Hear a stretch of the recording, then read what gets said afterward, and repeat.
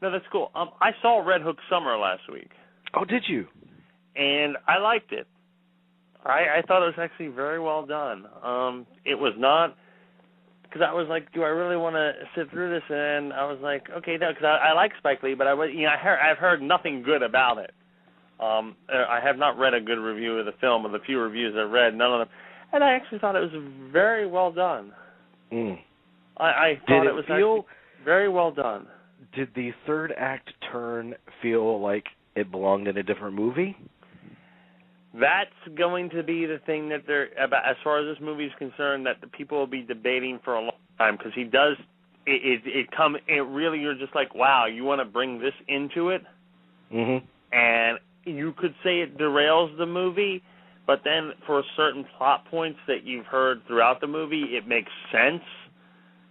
It makes sense that this is what happens, but at first you're just like, really, Spike, you went here? Yeah.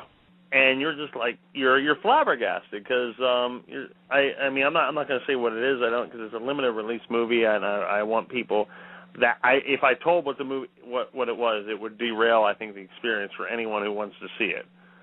Right. But you are shocked. Wow, that you wanted to bring this in here. That because and in one sense it takes it up to a whole nother level, and it does show someone who really, I've said many times on the show, is a fascinating director. Well, it's not unlike him. No, it's not. To switch tonalities in a single movie, and even with a setup of a movie like She Hate Me. Mm-hmm. I remember the part. It seemed like all these kind of different elements that did not belong together, and he crammed them into one movie under one story. But you know who's in the movie, though? Do you know who's in the movie? I did not know that. Who's in the movie? Mookie. Well, yeah. I did not know. I know I'd probably read that somewhere. But I was like, oh, cool, Mookie's in this. Awesome.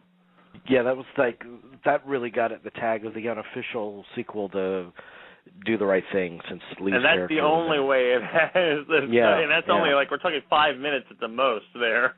Yeah, it's just a return to that neighborhood. Mm-hmm. Do you ever watch those interviews, David Poland's interviews on there? I know who David Poland is, but I never watch his things. I know Glenn Kenny has a lot of issues with David Poland, I think, but... Yeah. Well, David Poland, he has a series on there called DP30. It sounds like something pornographic, but it actually stands for... That's the first deal. I think of DP, I think of something completely different. I'm going to give you a DP30. Or, when you get your oil change, do you watch the DP30 synthetics? No, but it stands for David Poland 30, because each segment is like 30-minute video interviews. Mm-hmm. Some of them are very good. Some of them, the manner in which he interviews people is so like lackadaisical, and the questions are not specific in the least. It really sometimes feels like he's pulling it out of his butt, and not in a, which I do, but I try to be articulate when I do it, and a lot of times he doesn't come across as very eloquent when he does it. But he does get amazing people at times, and some of his interviews are very good.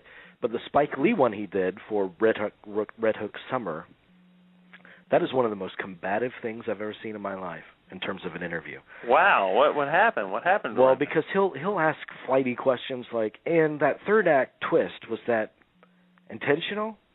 Which I know what he's saying. I can understand where he's saying, did you set out in the beginning of the project to address this issue that pops up in the third act, and it was just a question of getting to that point and making that leap believable. That would have been the articulate way to ask that question.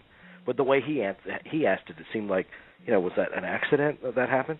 And Spike Lee got so pissed. He was like, I don't know what the F you're talking about, sir. I mean, of course it was intentional. We made this movie. Everything about it was intentional. Everything was written. We didn't just accidentally shoot something. and the whole interview is essentially like that. Wow, okay. It's very, very testy. Yeah, it's great. It's great to watch. I'll have to check that out. Okay.